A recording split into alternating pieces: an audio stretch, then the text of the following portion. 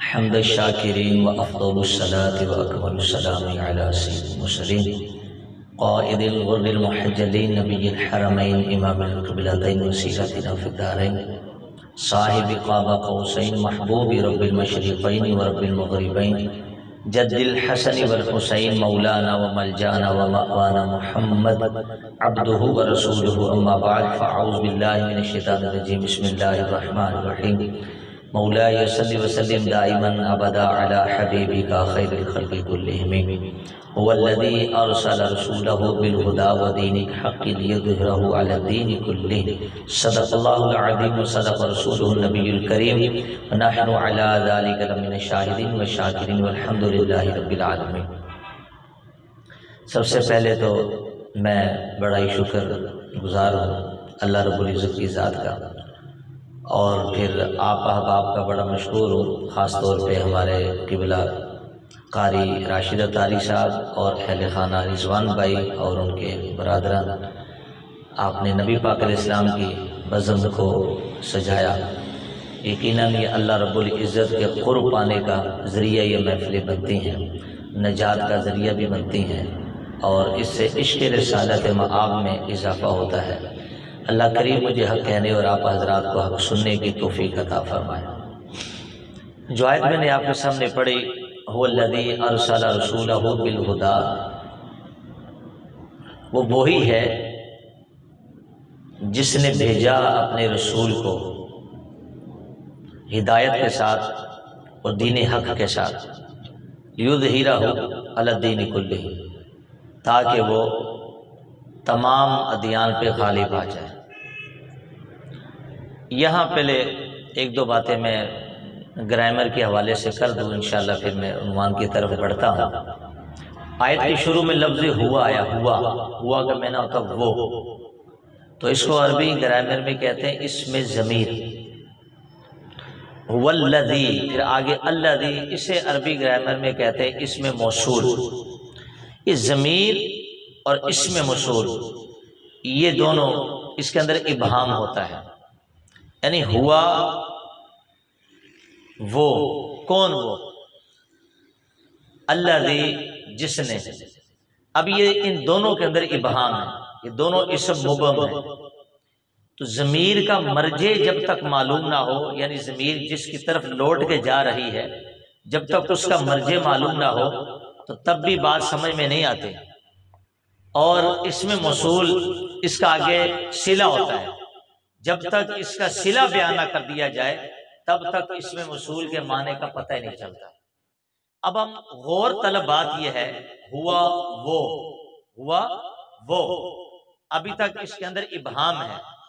तो खुदा की जात में एक तरह से इबहाम है, लेकिन आगे अल्लाज़ी इसमें मौसूल का सिला, अरसला रसूलहु बिल हुदा, इसने आके इस ज़मीर के इबहाम को दूर फरमा दिया। वो फरमाया हुआ से कोई और मुराद नहीं बल्कि अल्लाह रब्बुल इज़्ज़त की ज़ात है, कि वो रब जिसने अपने रसूल को भेजा। तो इससे मसला ये मालूम हुआ कि ज़मीर का मर्जे के बगैर पता नहीं चलता, इसमें मौसूल का सिला के बगैर पता नहीं चलता। इसी तरह अल्लाह रब्बुल इज़्ज़त का अपने महबूब के बगैर पता नहीं चलता। अब यहाँ पे एतराज होता है कि ये बात आपने कैसे कर दिया।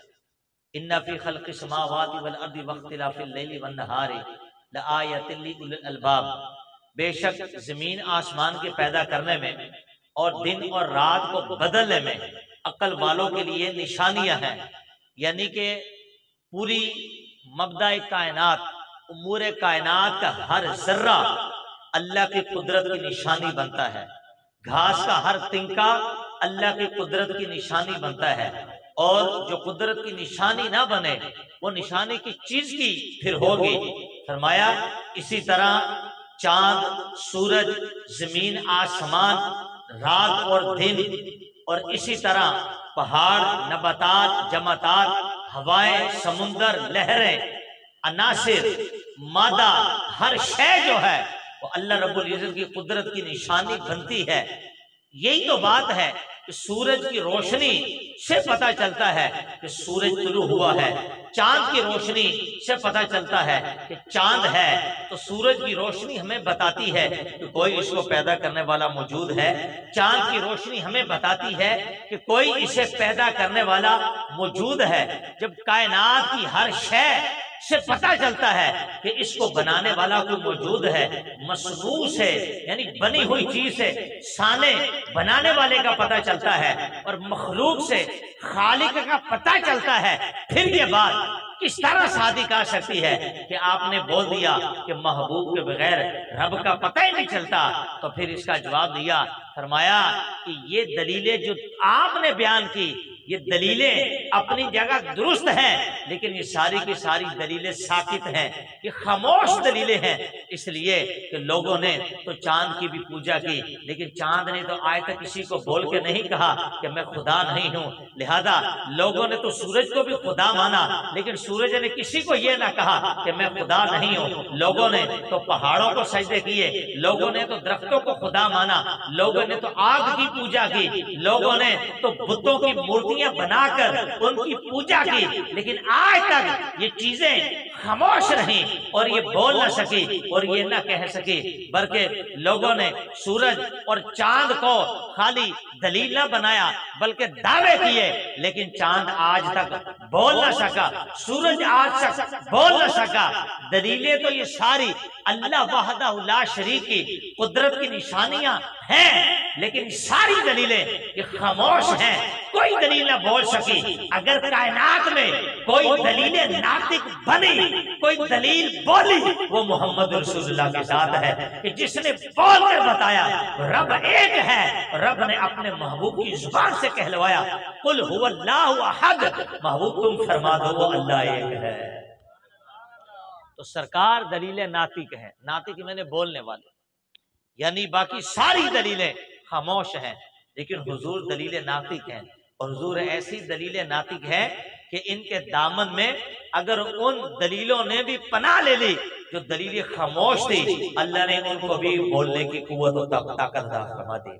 उनके अंदर भी गोयाई आ गई। पत्थर बोल नहीं सकता था, लेकिन काफिर अबू जहल जब पत्थर की कंकरियां अपने हाथ में लेके आया, निगाहे मुस्तफा पड़ी, काफिर के हाथ में कंकरियों ने पड़ा, अशहदु ला इलाहा इल्लल्लाह व अशहदु अन्ना मुहम्मदुर रसूलुल्लाह।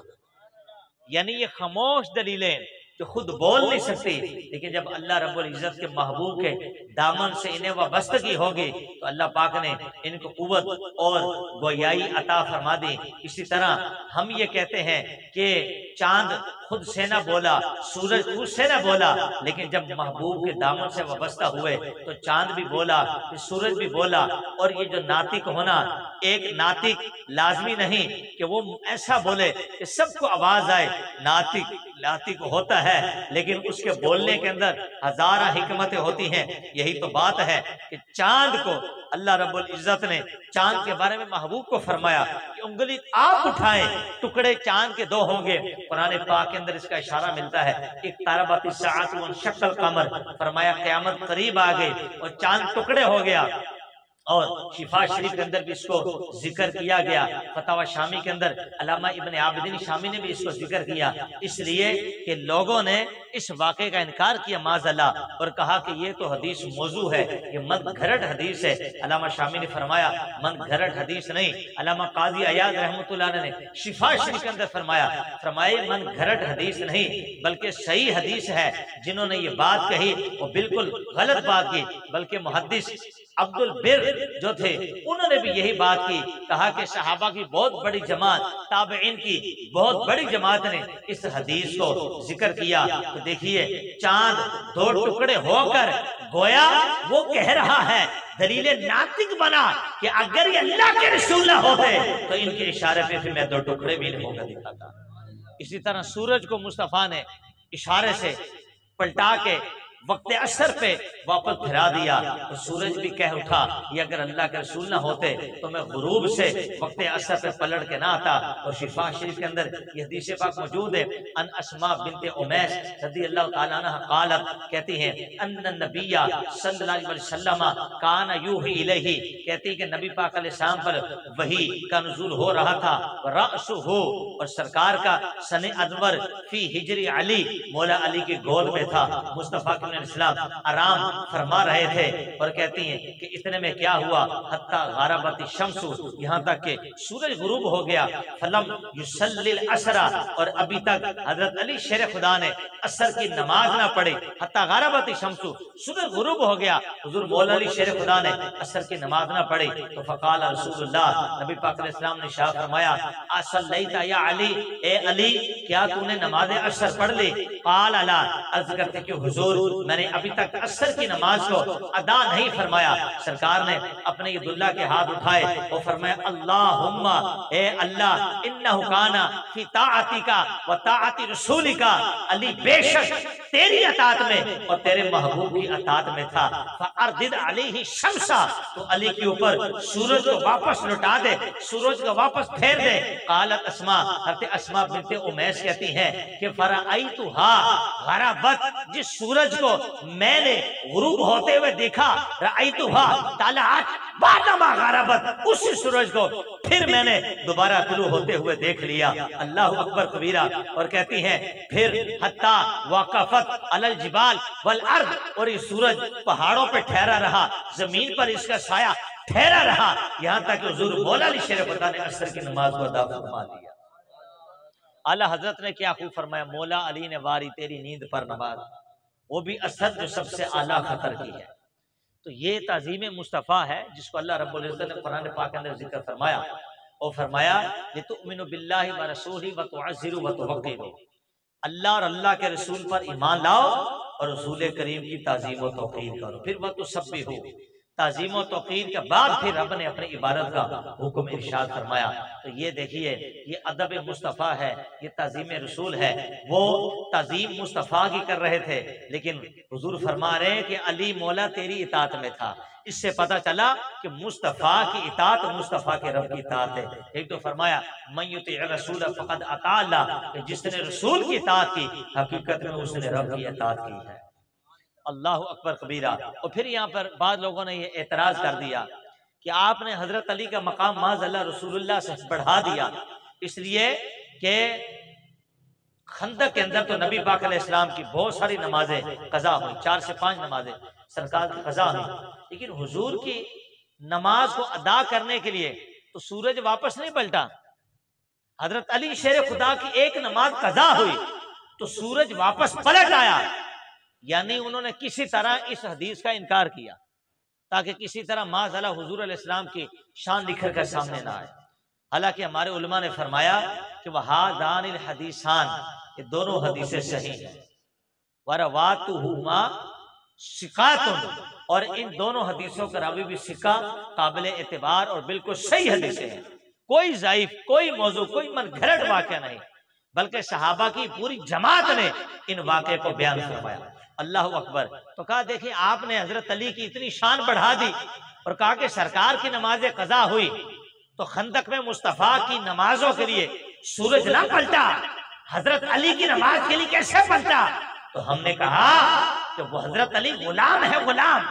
दमादे मुस्तफ़ा की निस्बत अपनी जगह, सहाबी रसूल की निस्बत अपनी जगह, फातिमा तो ज़हरा के सर की ताज की निस्बत भी अपनी जगह, हसनैन करीमैन के बाबा होने का शर्फ मिला, इसकी भी अपनी जगह मकाम है।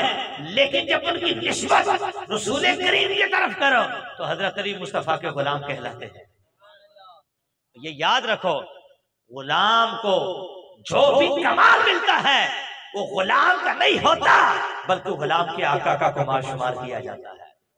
फरमाया कमाल तो नबी पाक अलैहिस्सलाम का है कि जिनके इशारे से सूरज पलट कर वक्त असर पे आ जाता है। अल्लाह अकबर। ये हुजूर की शान देखिए कैसी है, खुदा की कसम। और फिर एक और मसला मैं इसे आपको बताऊं। दूसरा मसला यह निकला, हर बंदे अपनी फितरत के अंदर रब की मोहब्बत लेके आया है, अपनी फितरत में रब की मोहब्बत लेके आया है। लेकिन जब लोग दुनिया में आए, हालांकि आलम अरवाह के अंदर कुरान फरमाता अलस्तु बिरब्बिकुम, कि जब हमने रूहों को पैदा किया और हमने पूछा क्या मैं तुम्हारा रब नहीं, तो इमाम राजी रहमतुल्लाह अलैह फरमाते तफसीर कबीर में जिसने सबसे पहले बला कहा क्यों नहीं, वो हजरत मोहम्मद मुस्तफ़ा की जात है। हुजूर ने बला फरमाया तो नबी पाक अलैहिस्सलाम के बाद फिर सब ने करार किया कि तू हमारा रब है। लेकिन जब दुनिया में रूह को अल्लाह ने जिस्म में डाला तो वो जो रूह थी अब वो ढूंढ रही कि वो रब कहाँ है, कि जिसका इकरार हम आलम अरवाह में करके आए। और फिर देखिए लोगों ने इसके ऊपर शुबह डाला, लिबरल टाइप के लोगों ने माज़अल्लाह, जो मुनाफिकीन होते हैं लेकिन बज़ाहिर जुबान से कलमा पढ़ते हैं, वो कहते देखिए एक मख्फी चीज है, एक मख्फी असर है जो बंदे के अंदर है, इंसान उसको ढूंढ रहा है। अकल वालों ने ढूंढा तो दहरियत को खुदा मान लिया, हवास वालों ने ढूंढा तो मज़ाहिर को खुदा मान लिया। और कोई कहते कोई फर्क नहीं है कि तुम काबा उसको खुदा कहते हो और कोई मंदिर में जाके वहां पे खुदा का कायल होता है, और फर्क तो कोई नहीं है कि तुम भी हिंदू को देखो तो वो पत्थर की मूर्तियों को खुदा कहता है और तुम पत्थर के बने हुए काबे को खुदा का घर कहते हो। तुम काबे में जाते हो, मंदिर में जाते हैं, कोई राम कहे, कोई गाड कहे, कोई खुदा कहे, कोई रहीम कहे, कोई कुछ भी कहे, इससे क्या फर्क पड़ता है? इसलिए कि आलम अरवाह के अंदर जो चीज बंदा ले के साथ आया था वो मख्फी शय, वो असर, वो शय उस मोहब्बत को ढूंढने में तलाश कर रही है कि वो शय कहाँ है कि जिसको हमें फितरत में मिली गई थी। इसलिए कि हदीस पाक के अंदर भी आता है कि कुल्लु मौलूदिन यूलदु अलल फितरती, हर बच्चा फितरत इस्लाम पे पैदा होता है। जब बच्चा फितरत इस्लाम पे पैदा होता है, हुजूर ने फरमाया कि माँ बाप उसे यहूदी बनाते हैं, ईसाई बना देते हैं। इस हदीस की शरह में हमारे मुहद्दिसीन ने फरमाया यही बात है, अगर माँ बाप यहूदी ईसाई ना हो, चूंकि बच्चे की फितरत में इस्लाम रखा गया है, बिलाखिर आगे जाके वो दामन इस्लाम से वाबस्ता हो ही जाता है। अब ये देखिए एतराज अभी तक कायम है, एतराज वाले ने एतराज कर दिया। इससे क्या होता है, हर कोई उसी मख्फी शय को ढूंढ रहा है। तो किसी ने ढूंढने का जरिया अक्ल को बनाया, उसने दहरिया को खुदा कह दिया। किसी ने हवास को बनाया तो उसने मज़ाहिर को खुदा कह दिया। तो लोगों ने तरह तरह के बहाने हीले शुरू किए और अपनी अकल, अपनी हवास का इस्तेमाल करके अल्लाह रब्बुल इज्जत की जात का इनकार कर दिया।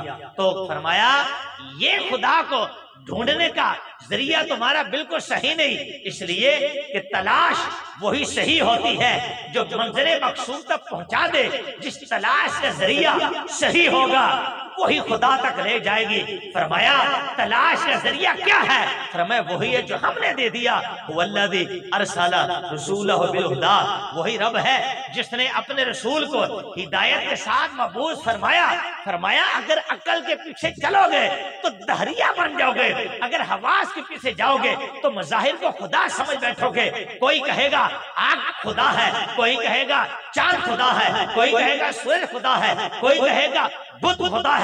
फरमाया इन सबको छोड़ो, तुम्हें फिर भी मरते दम तक इकरार आएगा, सुकून ना मिलेगा, बेचैनी इस्तिराबी कैफियत में तुम पड़े रहोगे। फरमाया अगर हमारे महबूब के कदमों में आओगे सुकून भी मिलेगा और महबूब को पैदा करने वाला रब भी तुम्हें मिल जाएगा। ये दलील नाती के हुजूर के साथ ऊंची बात से कहे सुभान अल्लाह। नबी पाक अलैहिस्सलाम ऐसी दलील नाती के मैंने बोलने वाली कि खामोश दलीलों ने भी मुस्तफ़ा का दामन पकड़ा, अल्लाह ने उनको भी बोलने की ताकत अता फरमा दी। कौन नहीं जानता बुखारी शरीफ के अंदर हजरत जाबिर बिन अब्दुल्ला और अब्दुल्ला बिन उमर इस हदीस का रावी है कि नबी पाक अलैहिस्सलाम की पुश्त अनवर जिस खजूर के खुश्क तने को लगी, अल्लाह ने उसके अंदर भी जान डाल दी। सुभान अल्लाह, ये हुजूर की जात है ऐसे। और वो खुद फरमाते हैं कि एक औरत सरकार की बारगाह में आई, वो अर्ज करते कि या रसूलल्लाह मेरा गुलाम एक बढ़ाई है, वो लकड़ी का काम करता है, मेरा दिल चाहता है मैं आपके लिए मिंबर तैयार करूं। हुजूर ने फरमाया जैसे तेरी मर्जी। एक मिंबर तैयार हुआ जुमे के दिन, उस मिंबर को रखा गया। वो उस्तूने हनाना, वो खजूर का खुश तना जिससे सरकार अपने पुश्ते अनवर लगा कर सहाबा को खुतबा इरशाद फरमाते थे, जब उसको हटा दिया गया तो उससे चीखने की आवाज शुरू हो गई। अब सरकार के लिए मिंबर बना है, मुस्तफ़ा मिंबर पर जलवा फरमा है। उस खजूर के तने से चीखने की, रोने की आवाज आ गई। साहबा फरमाते हैं कि इस कदर आवाज बुलंद हुई, ऐसे लग रहा था जैसे अभी वो फट जाएगा। सरकार को रहम आया, हुजूर ने मिंबर छोड़ा, उस लकड़ी के तने को सीने से लगा दे, उस पे प्यार किया। प्यार किया, जब प्यार किया तो फिर वो खामोश हुआ। अब सुनिए, मुहद्दिसी ने फरमाया कि जिनकी पुश्त लग गई, बेजान चीज में जान आ गई। सुभान अल्लाह, जान नहीं आई, गोयाई भी आ गई। सिर्फ गोयाई नहीं, बल्कि फिराके नबी में, फिराके नबी में, फिराके नबी में रोने का शऊर भी आ गया। तो फरमाया इसलिए कि जिस नबी की शान ये हो कि अगर उनका जिस्म बेजान चीज को लगे, अल्लाह उसमें जान अता फरमा दे।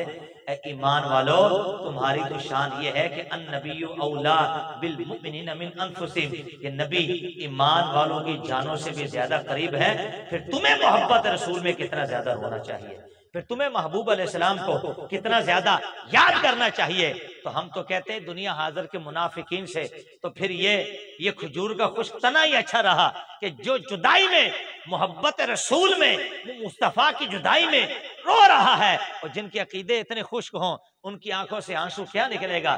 फिर तो मिलाद मुस्तफ़ा भी उनकी मोटी अक्ल में नहीं आएगा, फिर अजमत मुस्तफ़ा उनकी अक्ल में नहीं आती, जिनके खुद अकीदे इतने खुश्क हो चुके हों। इसलिए मोहब्बत रसूल को समझ ना हो, इस खुश्क लकड़ी से समझ लो, सीख लो कि मोहब्बत रसूल क्या होती है। तो मैं ये बात ये कर रहा था कि मुस्तफ़ा दलील नातिक है। रब ने अपने महबूब को इख्तियार देकर दुनिया में भेजा। वमा आताकुमुर रसूल फखुज़ू वमा नहाकुम अन्हु फंतहू, फरमाया मेरे महबूब जो हुक्म दे वो ले लो, जिससे मना फरमाए उससे रुक जाओ। आला हज़रत फरमाते रब है मोती, ये है कासिम, रिज़्क़ उसका है, खिलाते ये हैं, ठंडा ठंडा मीठा मीठा पीते हम हैं, पिलाते ये हैं। इन्ना आतैना कल कौसर, सारी कसरत पाते ये हैं। हुजूर मुख्तार कुल हैं, रब खालिक है, मुस्तफ़ा मालिक हैं। इमाम रबानी मुजद्दिद अल-फसानी ने तो यहाँ तक लिखा कि हुजूर ऐसी दलील है, हमें तो खुदा का पता भी मुस्तफ़ा की जात से मिला। कहना सुभान अल्लाह। यही तो बात इमाम हाकिम ने अल-मुस्तदरक अल-सहीहान के अंदर इस हदीस को जिक्र किया। कहते जब हजरत आदम अलैहिस्सलाम से लफ्ज़िश भूल हुई, रोते रहे, अल्लाह रब्बुल इज़्ज़त उनकी तौबा को कबूल नहीं फरमा रहा था। फिर अचानक अल्लाह की बारगाह में सवाल करते हैं। सवाल क्या किया? या रब्बी अस्अलुका बिहक़्क़ि मोहम्मद, ए अल्लाह मैं तुझसे मोहम्मद अरबी का वसीला डाल के सवाल करता हूँ कि मेरी लग़्ज़िश, मेरी भूल को माफ फरमा दे। रब ने फरमाया व कैफ़ अरफ़्ता मोहम्मद सल्लल्लाहु अलैहि वसल्लम, ए आदम तूने मोहम्मद अरबी को कैसे जान लिया? यानी अभी बज़ाहिर इंट्रोडक्शन नहीं करवाया, अपने महबूब का तारुफ नहीं करवाया। ए आदम तूने कैसे जान लिया? अर्ज करते लाल आलमीन, जब तूने मेरे जिस्म में रूह को डाला और मैंने निगाह उठा के अर्श के पाए को देखा तो उसमें लिखा हुआ था ला इलाहा इल्लल्लाह मुहम्मद रसूलुल्लाह। तो मैं जान गया कि जिस हस्ती के नाम को तूने अपने नाम के साथ मिलाए हुए है तो हस्ती तुझे सबसे ज्यादा महबूब है। तो रब ने फरमाया ए आदम तूने हमसे हमारे महबूब का वसीला मांगा है, हमने तेरी लग़्ज़िश को माफ फरमा दिया। सुन आदम वलौलाहु मा खलक़तुका, अगर महबूब ना होते मैं तुझे भी पैदा ना करता। अल्लाह फरमाते होते कहां खलीलो बिनाए काबा मिना लोलाक वाले साहिबी, सब तेरे घर की है। हुजूर आप हैं तो काबा है, आप हैं तो मिना है, आप हैं तो जन्नत है, आप हैं तो आलम है, आप हैं तो जहां है। क्योंकि वो जो ना थे तो कुछ ना था, वो जो ना हो तो कुछ ना हो। जान है वो जहान की, जान है तो जहान है। इसलिए अल्लामा इकबाल फरमाते हैं मोहम्मद की मोहब्बत दीन हकी शर्त अव्वल है, इसी में हो अगर खामी तो सब कुछ नामुकम्मल है। लिहाजा नबी पाक अलैहिस्सलाम से मोहब्बत करना ये ईमान का तकाजा है। मोहब्बत रसूल के बगैर इंसान का ईमान कामिल नहीं होता। आज हम बैठकर हुजूर का मिलाद कर रहे हैं, सरकार की शान बयान की जा रही है, तो क्यों? मोहब्बत रसूल की वजह से, ताज़ीम मुस्तफ़ा की वजह से, अदब मुस्तफ़ा की वजह से ये सारी चीजें की जा रही हैं। अब देखिए जिस तरह महफिल में हम बैठे हैं, सरकार की महफिल में आना हकीकत में रब की बारगाह में जाना है। अगरचे कोई महफिल के आखिर कोने में बैठा हो उसे भी अल्लाह का कुर्ब हासिल होता है। आइए बुखारी शरीफ हदीस नंबर 66 इसकी और रावी हज़रत अबू वाक़िद सहाबी रसूल वो कहते हैं कि सहाबा ने हुजूर को अपने झुरमुट में लिए हुआ था और इतने में 3 शख्स आए। एक शख्स ने जहां जगह खाली देखी वहां बैठ गया और दूसरा शख्स लोगों की आखिर में बैठा और जो तीसरा शख्स था वो पीठ फेर कर चला गया। सरकार जब फारिग हुए और हुजूर ने फरमाया मैं तुम्हें इन 3 शख्सों की हालत के बारे में बताना दूं। फरमाया इनमें से एक अल्लाह की तरफ आया तो अल्लाह ने उसे जगह अता फरमाई। आया वो हुजूर के पास था, हुजूर फरमाते रब के पास आया। कहना सुभान अल्लाह। जो कि इस दर का हुआ आला हजरत खल के खुदा उसकी हुई, जो इस दर से फिरा अल्लाह उसे फिर गया। और इकबाल साहब तो कहते कि मोहम्मद से वफा तूने तो हम तेरे हैं। ए बंदे ये जहां चीज है क्या, ये लोहो कलम भी तेरे हैं। हुजूर असल है बाकी सब तो फैली, मुस्तफ़ा असल बाकी फरा, तो फरा असल के बगैर पाई नहीं जाती। हुजूर असल है, हुजूर है तो हर शय है। सुभान अल्लाह। तो हुजूर ने फरमाया कि एक रब की तरफ आया, रब ने उसे जगह दी, दूसरे ने रब से हया की तो अल्लाह ने उसे हया फरमाई। यानी जो आखिर में बैठा हुजूर ने फरमाया तीसरे ने रब से मुंह फेरा, अल्लाह ने उसे फेर लिया। अल्लाह अकबर। यानी हुजूर की बारगाह में वो नहीं आया, मुंह फेर के चला गया। फरमाया हमसे मुंह नहीं फेरा, रब से फेर लिया। तो लिहाजा ये जो महफिल है ये जरिया है, निजात बनती है। ये महफिल मुस्तफ़ा के कुर्ब का जरिया है, ये महफिल रब का कुर्ब का जरिया है। इससे मोहब्बत रसूल उजागर होती है, इसके रिसालत माह में इजाफा होता है। और फिर ये देखिए खुदा की कसम, रब ये हुजूर ऐसी दलील नाती के कि रब ने अपने महबूब को इख्तियार भी दिया। हम यहाँ से पुकारे मदीने में सुने, मुस्तफ़ा की समात में लाखों सलाम। और ये ऐसे आला हजरत ने नहीं फरमा दिया वह अम्मा साइला फला तनहर, फरमाया कि महबूब साइल अगर आपके दर पे आए इन्हें झिड़किएगा नहीं। इससे पता हुआ मुफस्सिरीन मुहद्दिसीन फरमाते हैं कि रब का लोगों को महबूब की बारगाह में भेजना और लोगों का महबूब की बारगाह में आके फरियाद करना, पुकारना, हेल्प मांगना, मदद करना और मुस्तफा का उनकी फरियाद रसी करना, ये रब को बड़ा महबूब है। जब भी तो फरमाता है कि मेरे महबूब छिड़कना नहीं बल्कि इनको अता करना, इनकी झोलियां भर भर के सौगात इनकी झोली में डाल देना। इससे मसला मालूम ये हुआ कि महबूब का दर रब का दर है, महबूब की रिजा रब की रिजा है, महबूब का देना रब का देना है, महबूब की अता रब की अता, महबूब से खुशी रब से खुशी, महबूब की नाराजगी महबूब के रब की नाराजगी का सबब बनता है। अल्लाह अकबर। अब देखिए सुभान अल्लाह, एक जो हदीस पाक मैंने आपको ये सुनाई, हजरत अबू कतादा रज़ी अल्लाह ताला अन्हो ये जंगे ओहद के अंदर थे और इनकी आंख में तीर लगा। बुखारी शरीफ की हदीस पाक है, तीर लगा, आंख बाहर निकल आई।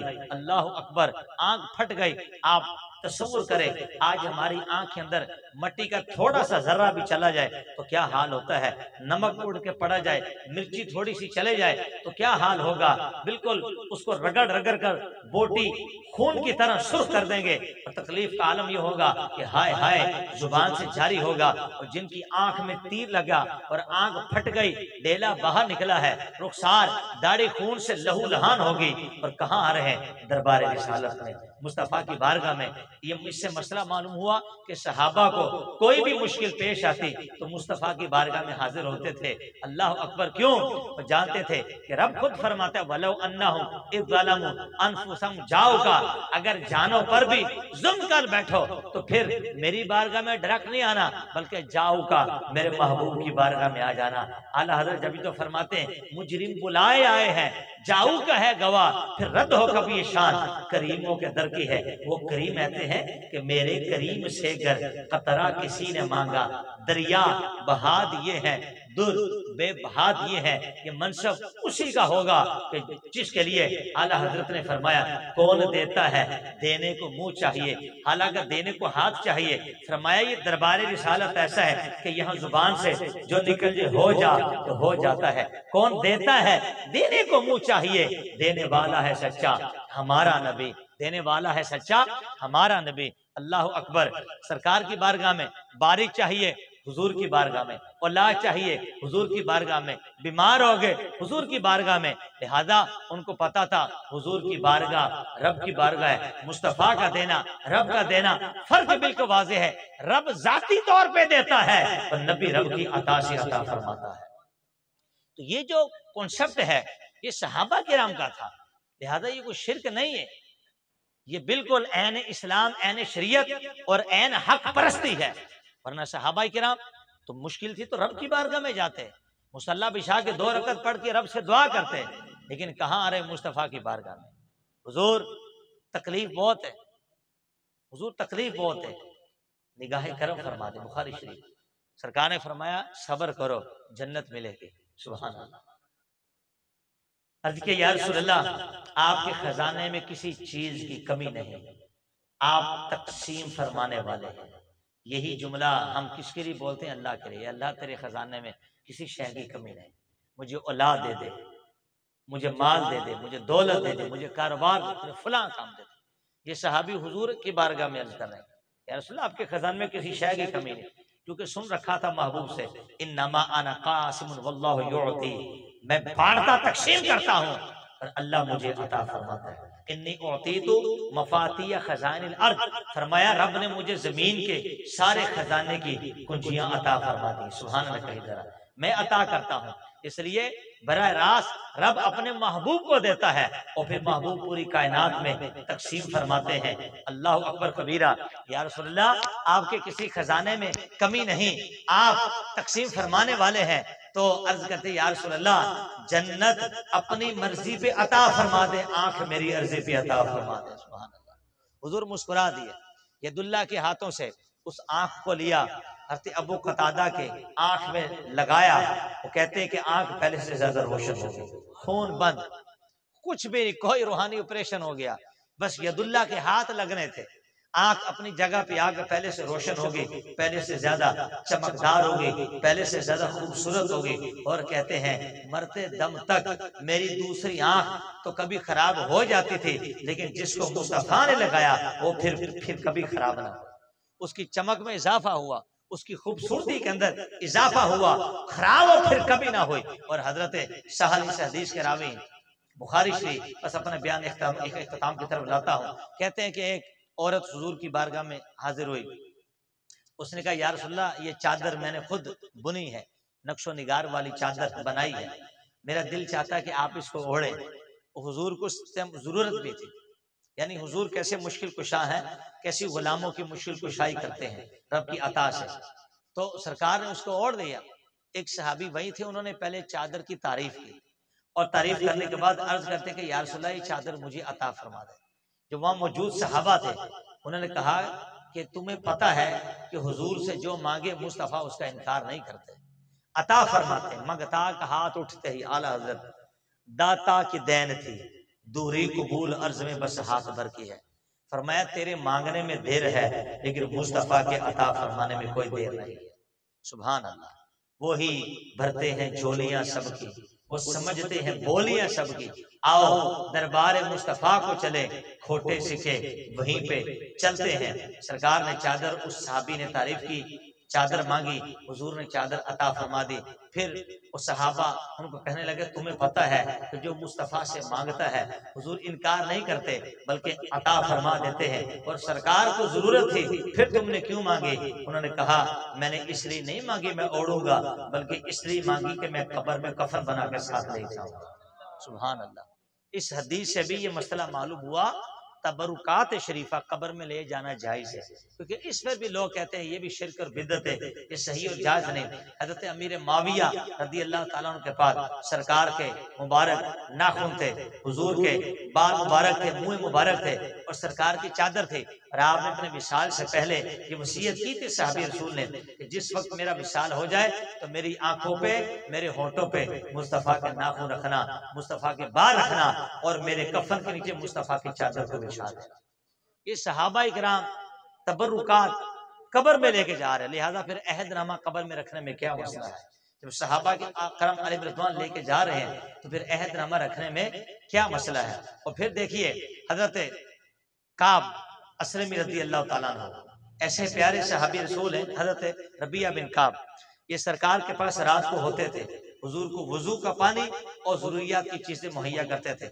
सरकार की रहमत जोश में आई, फरमाया कि सल या रबिया, रबिया मांग क्या मांगता है? सुभान अल्लाह। मांग क्या मांग, अल्लाह के देता तो रब है। हुजूर फरमाते मांग क्या मांगता है? अर्ज करते हैं अस्अलुका मुराफाकतका फिल जन्नह, हुजूर जन्नत में आपका साथी बनना चाहता हूँ। फरमाया इसके अलावा और माँ क्या मांगता है? अर्ज किया हुजूर बस यही चाहिए। क्यों? हुजूर आप मिल गए तो खुदा की सारी खुदाई मिल गई। अल्लाह अकबर। हुजूर इनको भी जन्नत अता फरमा रहे। हालांकि जन्नत देना किसका काम है? रब का। लेकिन महबूब अपने गुलामों को जन्नत, वो अशरा मुबशरा 10 सहाबा जिनको हुजूर ने जन्नत में, दुनिया में जन्नत की खुशखबरी अता फरमाई। हालांकि जन्नत में बेचना तो रब का काम है, लेकिन रब के महबूब जन्नत अता फरमा रहे। पता चला मुख्तार कुल है, नबी मुख्तार कुल है, जिसको जो चाहे अता फरमा, जिसको जो चाहे अता कर दे। ये मुख्तार कुल है, रब से इख्तियार लेकर आए हैं। अल्लाह अकबर कबीरा। आइए बस आखिरी बात करके बयान अपना खत्म की तरफ लाऊं। हजरत हातिम, जो हातिम ताई था, हातिम ताई ये काफिर हुआ, इसको इस्लाम की दौलत नसीब ना हुई। हजरत इमाम ज़ैनुल आबिदीन रज़ियल्लाहु ताला अन्हु की मुलाकात हातिम ताई के पोते के साथ हुई। सफर में किसी जगह मिले तो हातिम ताई के पोते ने कहा कि अपना इंट्रोडक्शन करवाइए, अपना तारुफ करवाइए, आप कौन हैं? तो आपने फरमाया कि पहले तुम बताओ तुम कौन हो।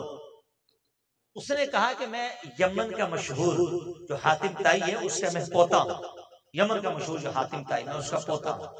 तो आपने फरमाया अच्छा, तो फिर अपने दादा को कोई बात ही बताओ।